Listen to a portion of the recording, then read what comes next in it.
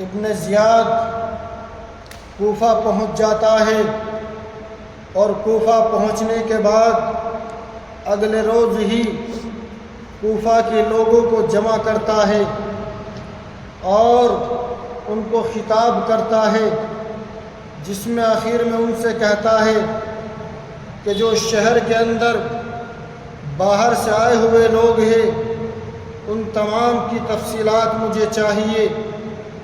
جب مسلم بن عقیل کو اس خطبے کے بارے میں پتہ چلا تو مسلم بن عقیل مختار کا گھر چھوڑ کر ایک دوسرے گھر میں چلے جاتے ہیں۔ اتفاق سے جاسوس کی مدد سے مسلم بن عقیل کے بارے میں پتہ چل جاتا ہے کہ وہ فلاں گھر میں موجود ہے۔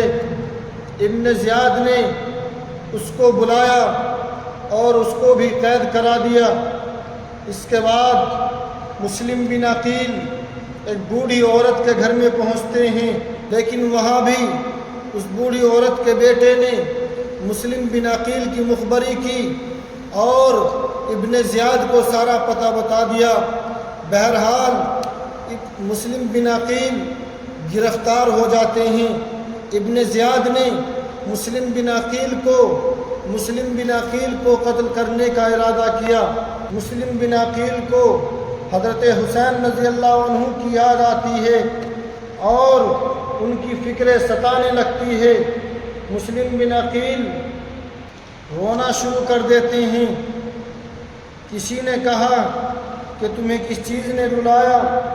مسلم بن عقیل نے فرمایا کہ میں اپنی جان کے لیے نہیں رو رہا ہوں، بلکہ مجھے حسین اور آل حسین رضی اللہ عنہ کی جانوں کے لیے رو رہا ہوں، جو میری تحریر کو پڑھ کر کے جلدی ہی کوفہ پہنچنے والے ہوں گے۔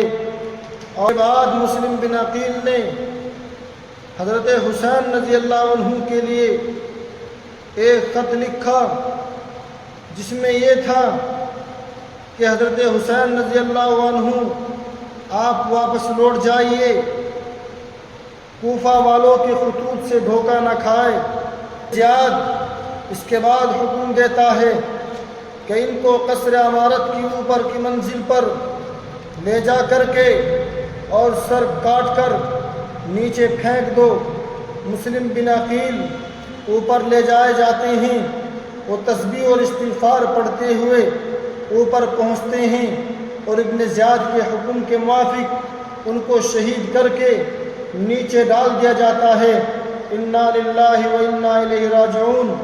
مسلم بن عقیل رضی اللہ عنہ کو قتل کرنے کے بعد ایک دوسرے وہ شخص جنہوں نے مسلم بن عقیل کو اپنے گھر میں پناہ دی تھی، ان کو بھی بازار میں لے جا کر قتل کر دیا جاتا ہے۔ ابن زیاد نے ان دونوں کے سر کاٹ کر یزید کے پاس بھیج دیے۔ یزید نے شکریہ کا خط لکھا اور ساتھ ہی یہ بھی لکھا کہ مجھے خبر ملی ہے کہ حسین رضی اللہ عنہ عراق کے قریب پہنچ گئے ہیں، اس لیے تمام جاسوس اور خفیہ رپورٹر پورے شہر میں پھیلا دو، جس پر ذرا بھی حسین رضی اللہ عنہ کی تائید کا شبہ ہو اس کو قید کر لیا جائے۔ حضرت حسین رضی اللہ عنہ کے پاس اہل کوفہ کے 150 خطوط اور بہت سے وفود پہلے ہی پہنچ چکے تھے۔ پھر مسلم بن عقیل نے یہاں کے 18,000 مسلمانوں کی بیعت کی خبر کے ساتھ ان کو کوفہ کے لیے دعوت دی، تو حضرت حسین رضی اللہ عنہ نے کوفہ کا عزم کر لیا۔ جب یہ خبر لوگوں میں مشہور ہوئی کہ حضرت حسین رضی اللہ عنہ کوفہ جا رہے ہیں، تو لوگوں نے مشورہ دیا کہ آپ کوفہ نہ جائیں۔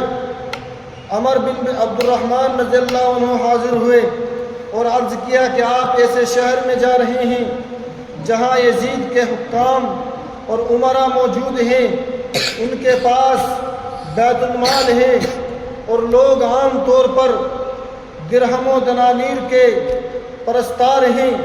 مجھے خطرہ ہے کہ کہیں وہ لوگ آپ کے مقابلے پر نہ جائے جنہوں نے آپ سے وعدہ کیا اور بلایا ہے، اور جن کے قلوب میں بلا شبہ آپ زیادہ محبوب ہیں بنسبت ان لوگوں کے جن کے ساتھ ہو کر وہ آپ سے مقابلہ کریں گے۔ حضرت حسین رضی اللہ عنہ نے شکریہ کے ساتھ ان کی نصیحت کو سنا اور فرمایا کہ میں آپ کی رائے و مشورے کا خیال رکھوں گا۔ حضرت حسین رضی اللہ عنہ کو اور بھی لوگوں نے کوفہ نہ جانے کا مشورہ دیا، لیکن حضرت حسین رضی اللہ عنہ کوفہ کا ارادہ کر چکے تھے۔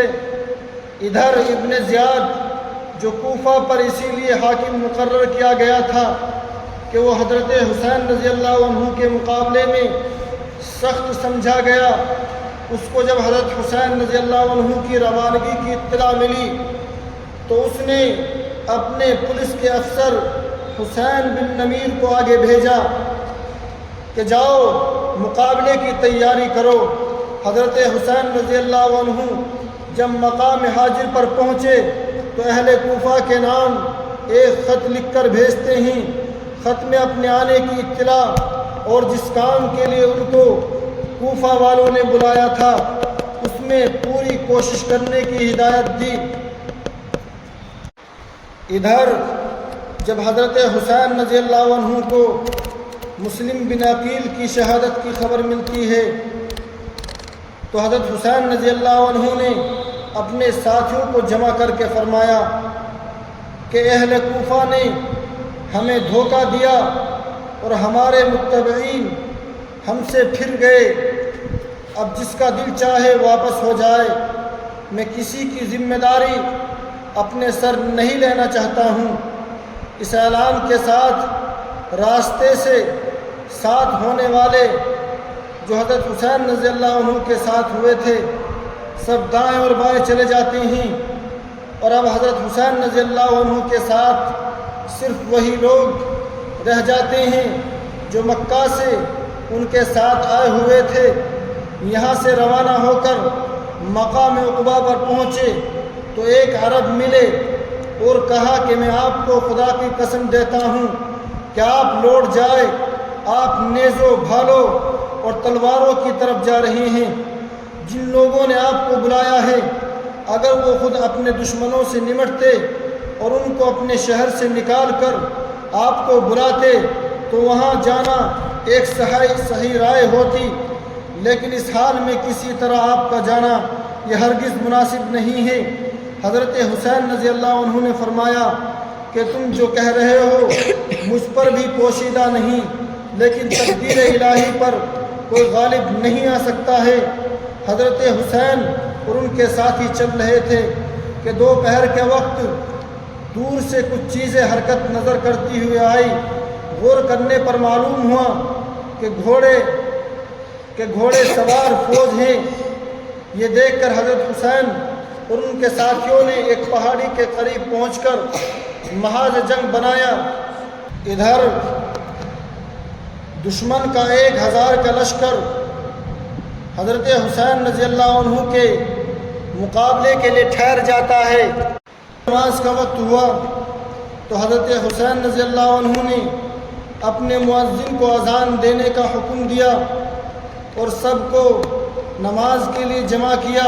حضرت حسین رضی اللہ عنہ نے فریق مقابل کو سنانے کے لیے تقریر فرمائی، جس میں حمد و صلات کے بعد فرمایا کہ لوگوں میں اللہ تعالیٰ کے سامنے اور تمہارے سامنے عذر رکھتا ہوں کہ میں نے اس وقت تک یہاں آنے کا ارادہ نہیں کیا جب تک تمہارے بے شمار خطوط میرے پاس نہیں پہنچے جن میں بیان کیا گیا تھا کہ اس وقت ہمارا کوئی امام اور کوئی امیر نہیں ہے، آپ آ جائے تو امید ہے کہ اللہ تعالیٰ آپ کو ہماری ہدایت کا ذریعہ بنا دے۔ اس کے بعد عصر کی نماز کا وقت آ جاتا ہے اور حضرت امام حسین رضی اللہ عنہ ایک دوسرا خطبہ دیتے ہیں جس میں فرمایا کہ لوگو اگر تم اللہ سے ڈرو اور اہل حق کا حق پہچانو تو اللہ تعالیٰ کی رضا کا سبب ہوگا۔ ہم اہل بیت اس خلافت کے لیے ان لوگوں سے زیادہ حقدار ہیں جو حق کے خلاف اس کا دعویٰ کرتے ہیں، اور جو تم پر ظلم و جور کی حکومت کرتے ہیں، اور اگر تم ہمیں ناپسند کرتے ہو اور ہمارے حق سے جاہل ہو، اور اب تمہاری رائے وہ نہیں رہی جو تمہارے خطوط میں لکھی تھی اور تمہارے قاصدوں نے مجھ تک پہنچائی تھی، تو میں لوٹ جاتا ہوں۔ اس یہاں پہنچا تو حضرت حسین رضی اللہ عنہ سے کوفہ آنے کی وجہ پوچھی۔ آپ نے پورا واقعہ بتلا دیا، اور یہ کہ میں اہل کوفہ کا بلایا ہوا ہوں، اگر اب بھی ان کی رائے بدل گئی ہے تو واپس جانے کے لیے تیار ہوں۔ عمر بن سعد نے ابن زیاد کو اس مضمون کا خط لکھا کہ حسین رضی اللہ عنہ واپس جانے کے لیے تیار ہے۔ ابن زیاد نے جواب دیا کہ حسین رضی اللہ عنہ کے سامنے صرف ایک بات رکھو کہ یزید کے ہاتھ پر بیعت کرے، جب وہ ایسا کر لے تو پھر ہم غور کریں گے کہ ان کے ساتھ کیا معاملہ کیا جائے۔ اور عمر کو حکم دیا کہ حسین رضی اللہ عنہ اور ان کے رفقا پر پانی بالکل بند کر دیا جائے۔ یہ واقعہ حضرت حسین رضی اللہ عنہ کی شہادت سے 3 روز پہلے کا ہے۔